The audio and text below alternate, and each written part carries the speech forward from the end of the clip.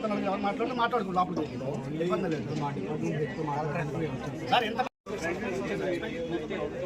ఏమైనా ఉంటే అమ్మ మిగతా వాళ్ళు మీ వర్క్స్కి వెళ్ళిపోండి. ఎవరైనా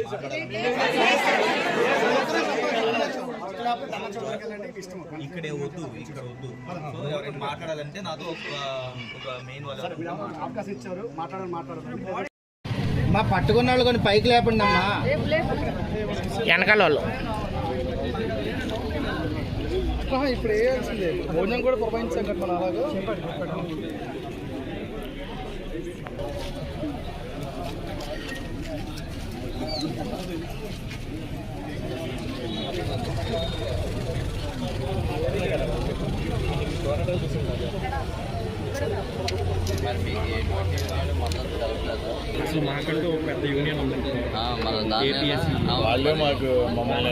అందరికీ నమస్కారం అండి. నా పేరు నవీన్ సూర్య, గ్రామ సర్వేయర్ల సంఘం ఏలూరు జిల్లా అధ్యక్షుడిగా వ్యవహరిస్తున్నానండి. నేను ముఖ్యంగా ఈరోజు ఈ సహాయ నిరాకరణ కార్యక్రమంలో మా గౌరవ ఏడీ గారిని కలవడానికి కారణం ఏమనగా, బేసిక్ పే ప్రమోషన్ ఛానల్ అనేవి మాకు ఏది ఇవ్వలేదండి. ఇప్పటికొచ్చి 6 సంవత్సరాలుగా మేము డిపార్ట్మెంట్లో వర్క్ చేస్తున్నా కానీ మాకంటూ పదోన్నతులు కల్పించలేదు, బేసిక్ పేలు అనేవి సృష్టించలేదు. గత ప్రభుత్వంలో రిక్రూట్ అయిన మా అందరికీ కూడా వివిధ డిపార్ట్మెంట్లో ప్రమోషన్లు అన్నీ జరిగాయి. జనవరి నెలలో మేము సహాయ నిరాకరణ అనేది చేయడం జరిగింది.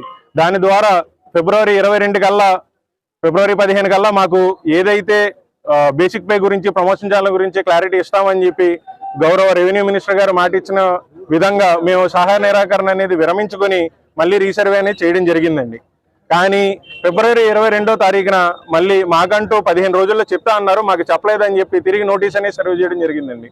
5వ తారీఖు నుంచి మేము అనేది సహాయ నిరాకరణ ఆపేస్తామని చెప్పి అప్పటికప్పుడు 25వ తారీఖున మాకు 2 కమిటీలకు ఇచ్చిన రిపోర్టు ఇలాగుందండి. మాకు బేసిక్ పే అనేది 25,200గా నిర్ణయిస్తున్నాం అని చెప్పారండి. అసలు ఈ సంవత్సరం ప్రతి సంవత్సరం వచ్చే ఇంక్రిమెంట్ తోటి, ఇయర్లీ ఇంక్రిమెంట్ తోటి మాకంటూ వచ్చే బేసిక్ పే అనేది దీనికంటే ఎక్కువ వస్తుందండి. ప్రమోషన్లు ఇవ్వకుండానే మేము రిక్రూట్ అయింది గ్రేడ్ 3గా అండి. అసలు గ్రేడ్ 3గా రిక్రూట్ అవ్వడానికి గ్రేడ్ 2గా ఒకే ఎగ్జామ్ అనేది 2 గ్రేడ్లు ఇచ్చారండి. దాని గురించి గతంలో పోరాటం చేయగా మాకు గ్రేడ్ 2 అని చెప్పి గత ప్రభుత్వంలో నిర్ణయించారండి. కానీ ఏ ఫైనాన్షియల్ బెనిఫిట్, ప్రమోషన్ అనేది మాకు ఏది రాలేదండి. అలాగే మళ్ళీ ఇప్పుడు జరుగుతుందేమో అని చెప్పి చాలా భయంతో మేము ఈ ప్రమోషన్ల గురించి ఈరోజు ఈ స్టెప్ అనేది తీసుకోవడం జరిగిందండి. ఈ బేసిక్ పే తోటి మా కుటుంబాలని ఎలా పోషించుకోవాలనేది కూడా మాకు అర్థం కావట్లేదండి.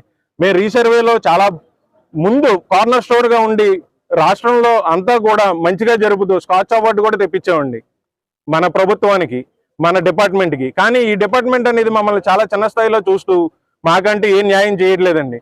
దీని గురించి ఈ సహాయ నిరాకరణని మేము పాటిస్తున్నామండి కార్యాచరణగా.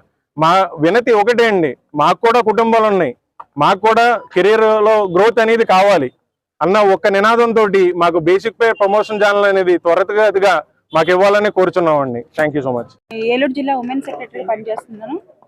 ఇప్పుడు చేసిన ఈ నిరసన ఎందుకంటే, మాకు మొన్న కమిటీ రిపోర్ట్ ఒకటి వచ్చింది సార్. మాకు బేసిక్ పే గురించి మేము గతంలో జనవరిలో నిరసన చేసాం. దానికి ఏమన్నారంటే, రెవెన్యూ మినిస్టర్ గారు వచ్చి ఇప్పుడు మీరు వెళ్ళి మీ రీసర్వే వర్క్ స్టార్ట్ చేయండి, మీకు న్యాయం చేస్తాం, మేము 15 రోజులు టైం కావాలని చెప్పి మా కమిటీ మెంబర్ చెప్పేసరికి 15 రోజుల లోపు మీకు కమిటీ రిపోర్ట్ మీకు ఇస్తామన్నారు. సరే మేము జనవరి 1 నుంచి మేము వచ్చి మా రీసర్వే వర్కులు చేసాం. ఫిబ్రవరి 15 రావాల్సిన మా రిపోర్టు మేము మళ్ళీ రిటర్న్ ఫిబ్రవరి 23న నోటీస్ ఇచ్చాము. 25న వచ్చింది మాకు. ఏమని మేము ఏదైతే ఆ రోజు మేము నిరసన చేసే రోజే 13నే చెప్పామండి, క్లియర్గా చెప్పాము. మాకు బేసిక్ పే వల్లే ఇబ్బంది అవుతుంది. మాకు అందరికీ ఇప్పుడు మేము లేడీ అయినా సరే, అబ్బాయి అయినా సరే, అమ్మాయి అయినా సరే, నేను చేసే విలేజ్కి నాకు డిప్యుటేషన్ వేసిన విలేజ్కి సంబంధమే లేదు.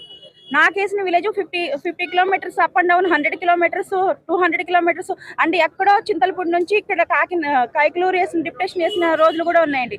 అంత దూరం వెళ్ళి చేసినా మాకు ట్రావెలింగ్ అలవెన్స్లు కానీ ఎలాంటి బెనిఫిట్స్ కూడా మాకు ఇవ్వలేదు. మాకు ఇచ్చే శాలరీలో ఇప్పుడు మాతో పాటు జాయిన్ మా సచివాలయం ఎంప్లాయీస్ అందరికీ అదే శాలరీ, అదే సచివాలయం. పొద్దున 10ంటికి వచ్చి 5ంటికి వెళ్ళిపోతున్నారు. పైగా బండి కూడా బయటికి తీయట్లా. కానీ వన్స్ మేము బండి ఎక్కిన తర్వాత మళ్ళీ ఇంటికి వెళ్ళేదాకా అదే బండి మీద తిరగాల్సి వస్తుంది. అంటే మాకు ఇచ్చిన ఈ శాలరీతో మేము ఎలా అండి నడిపేది? మా కుటుంబాలు ఎలా నిలిపించేది? ఇప్పుడు అందరికి ఫ్యామిలీస్ ఉంటాయి కదా, వీళ్ళు ఇచ్చే శాలరీ మాకు పెట్రోల్కే సరిపోతే మేము ఫ్యామిలీని ఎలా లీడ్ చేసుకోవాలి? అందుకే మేము అడిగేది ఒకటేనండి, మేము వర్క్ చేస్తాం చెయ్యము అనట్లా. మేము పొద్దున్న 7కి ఫీల్డ్కి వస్తే ఇంటికి వెళ్ళేసరికి 10-11 కూడా అవుతుంది.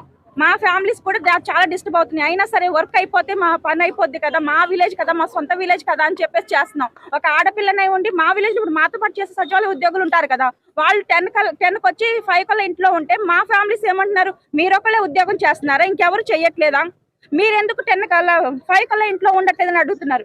అయినా సరే మా విలేజ్ ఇప్పుడు రీసర్వే, మా ఈ ప్రాజెక్ట్ ఒకటి కంప్లీట్ అయిపోతే తర్వాత ఫ్రీగా ఉంటామని మాకు మేమే ఫ్యామిలీకి చెప్పుకొని మరి మేము బయటకు వచ్చి వర్క్ చేస్తున్నాం సార్. సో మేము వర్క్ చెయ్యము అనట్లా, వర్క్ చేస్తాం, ఇంతకంటే బాగా చేస్తాం. ఇప్పుడు మా సొంత డబ్బులతో మేము ల్యాప్టాప్లు కొనుక్కున్నాం, సొంత డబ్బులతో. ఇప్పుడు మా సచివాలయం ఉన్న ప్రతి ఒక్క ఎంత సార్ డిఏకి, ఇప్పుడు డిఏకి పేపర్ బిల్స్ అని చెప్పి 1000 రూపాయలు వేస్తున్నారు. ఈ మంత్ నుంచి స్టార్ట్ అయినాయి. మాకు అలా కూడా ఏమి ఇవ్వట్లేదు. ఇప్పుడు మా నోటీస్, ఇప్పుడు ఒక నోటీస్ ఇవ్వాలంటే మా సొంత డబ్బులు, ప్రింటర్ మా సొంత డబ్బులు, ల్యాప్టాప్ మా సొంత డబ్బులు, అన్ని మా సొంత డబ్బులతో చేసుకుంటున్నాం.